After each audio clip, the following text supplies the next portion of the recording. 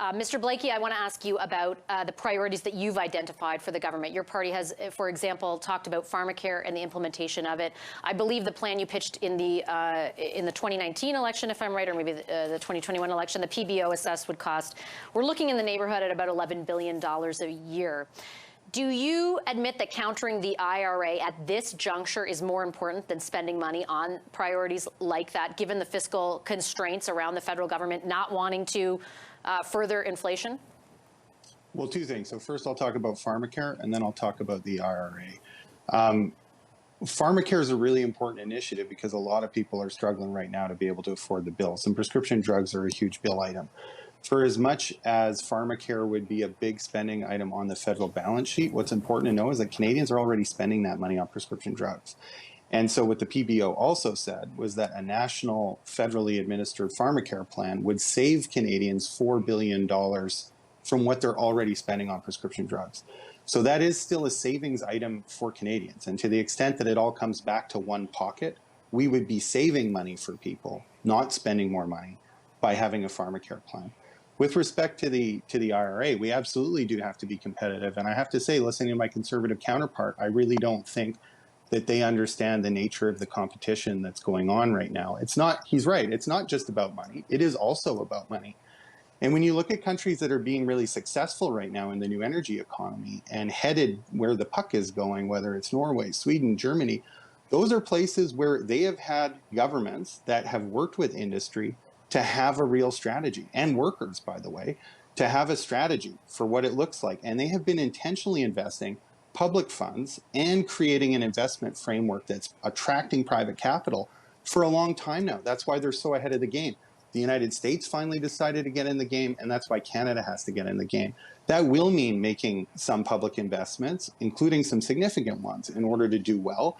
So I think this can be seen as good news about the Volkswagen plant, but I do think that the Canadian government owes us transparency, and by us I mean Canadians generally, on a few fronts. One is they should be able to answer the question that you asked, Fashi, which is how much money is it for this particular project? But they also have to be a lot more transparent about what are the terms and conditions in terms of the number of jobs, but also what are those jobs going to pay? What kind of benefits are going to be associated with those jobs? That language is in the IRA about good union paying jobs. We fought very hard through our supply and confidence agreement to be able to get some language approaching that in the fall economic statement. Right. We believe the government should go further and use the term good union jobs. They haven't been willing to do that yet, but we need to see the transparency and accountability on the terms and conditions of that employment as well. And I just have a few seconds left, so I want to make sure I challenge you and follow up with you as much as I did your colleague. I take your point about the overall savings that Canadians will have with Pharmacare, but it does require, at the outset for a number of years, a huge amount of investment from the federal government. And my question to you is against the backdrop sort of like where we sit right now. And basically, do you admit that maybe now is not the time for that level of investment? If the government were to spend $10 billion a plant on every plant over the next few years it's able to secure, plus $11 billion a year on Pharmacare, plus the new healthcare money it spent, what in fact is happening with inflation will get worse. There is no economist that will disagree with that. Do you admit that some of the priorities you've identified for the government may have to take a back seat for a little while? Well, look, I really do think that Pharmacare is important for people who are struggling right now, and that is something government should be moving ahead with.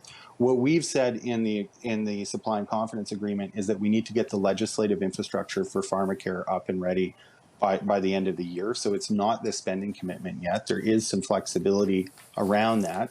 I think we need to know more about the terms and conditions of the federal government's plan to attract clean tech companies and players who are important for the new energy economy that is coming, in order to weigh those numbers against each other. As we just saw, Minister Champagne is not yet willing to attach numbers to their announcement. So it's hard to evaluate those things against each other until we have that information. Understood. In due course, I'm sure we're all waiting for Indeed. that. Mr. Singh, Mr. Hallen rather, and Mr. Blaikie, thank you very much, both of you, for making the time.